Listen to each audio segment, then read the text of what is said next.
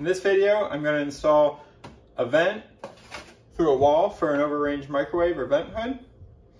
I'll need to go through this plaster, and then a cement block wall and brick.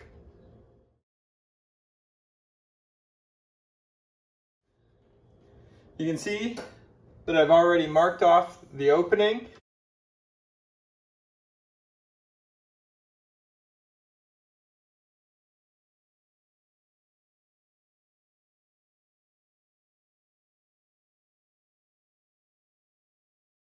I measured down 3/8 of an inch from the cabinet, and then it's a 4-inch by 12-inch opening centered in the opening for the vent.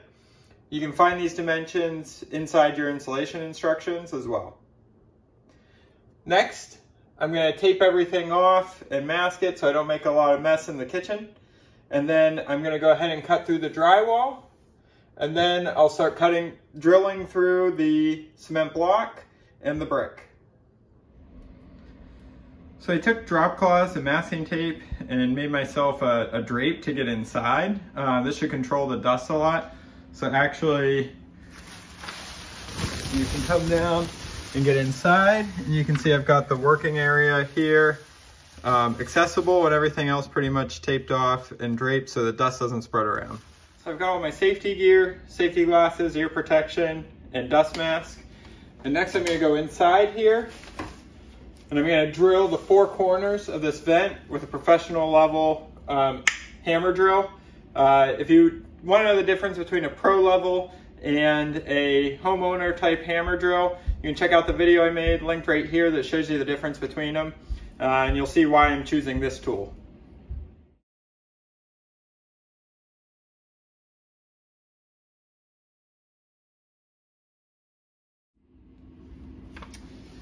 So the drill bit's not quite long enough to make it all the way through the wall, so I'm going to have to change my plan a little bit. I'm going to use this oscillating multi-tool to cut out the drywall, and then I'll go back in with the hammer drill and start drilling lots of holes in a row going around, basically to knock out the centerpiece so I can get into it a little further to keep going through with the drill and make it all the way through the wall. I want to make sure I'm going from the inside to the outside so I can measure and make sure everything lines up. I'm worried that if I try and come back through from the outside the other way, my holes will be off because I have to measure, down the wall, around a cabinet, through a door, and back around. I don't think I can get that to line up well. So I'm going to go in at it this way and just keep working my way through. So the blade I'm using on this oscillating multi-tool is actually an old saw blade. You can use a saw blade to go through the plaster or drywall, but it wears them away really quickly. What I've found is they cut pretty well even without saw teeth on them. So this is actually an old saw blade that I've worn out. It's a great way to use your old ones, is cutting through drywall, because if you use a new one, you're going to destroy it anyways.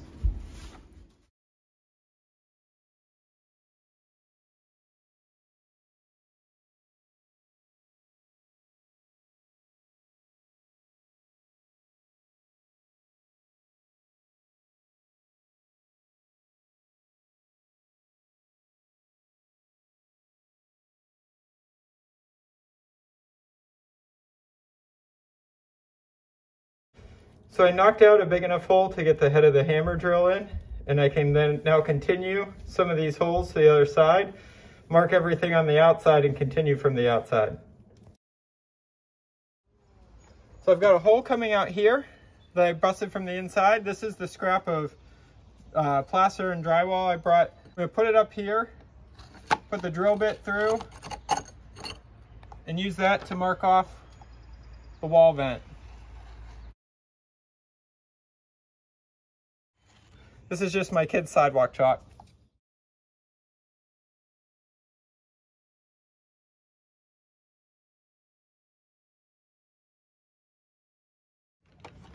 I put a concrete and masonry blade on my angle grinder, and because I want to get clean cuts, I'm going to go around and cut the wall with this. The nice thing is I can go right up to these bricks here, but I need to cut some of these.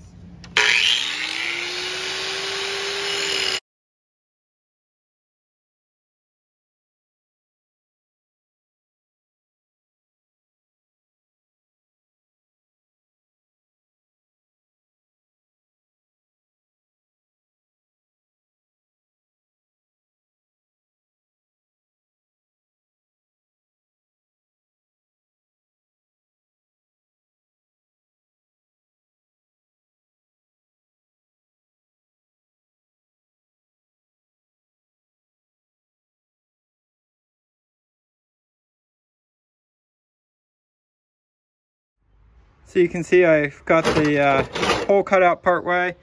I still have some of the cement block wall in here, so I'm gonna go at it with a bigger drill bit and bust on through.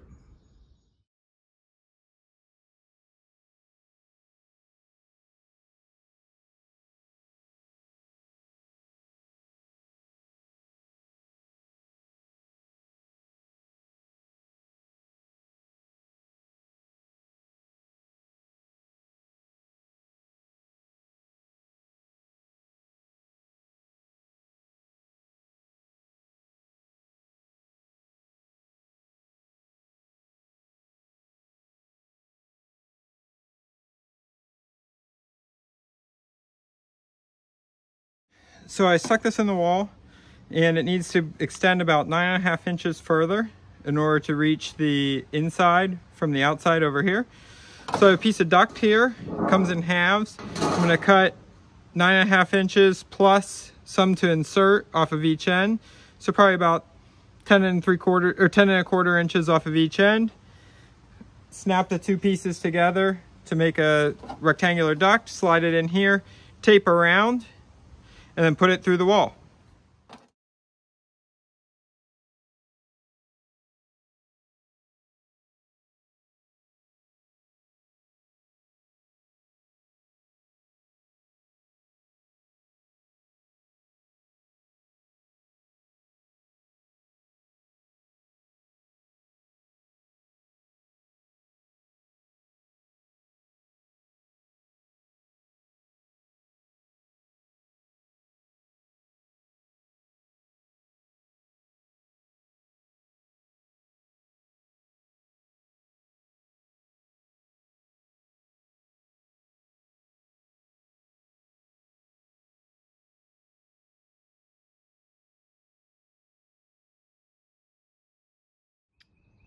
When you're working with sheet metal, you'll notice I was wearing leather gloves. You always want to wear leather gloves or you can cut your fingers.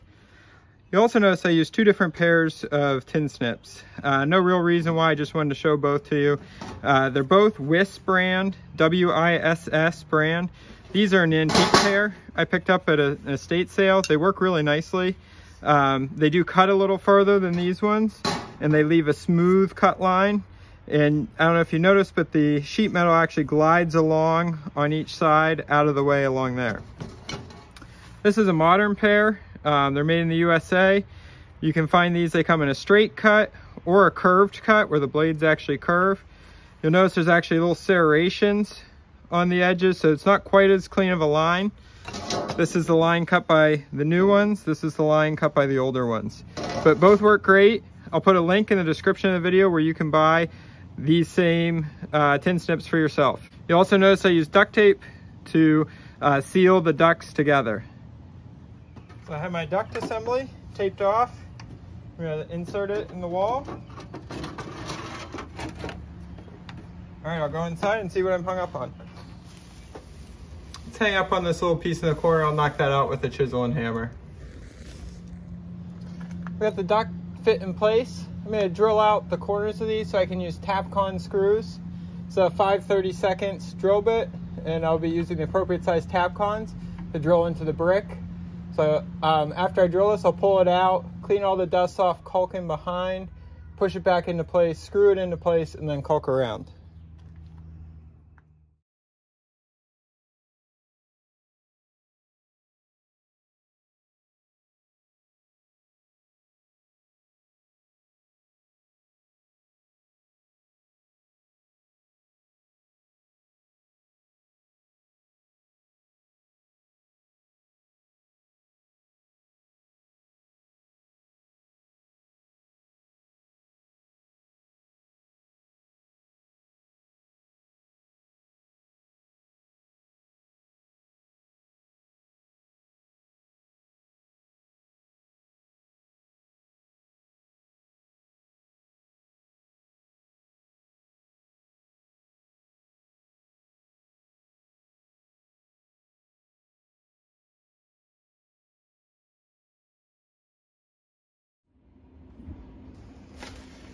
Now that the duct is installed, I'm going to put some insulation around it.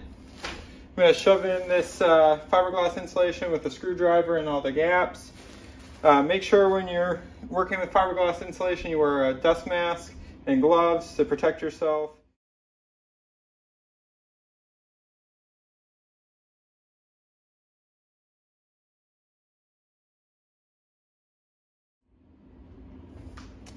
Did you find this video helpful? Give me a thumbs up and tell me about in the comments. You can also subscribe to my channel for more helpful tips. Thanks.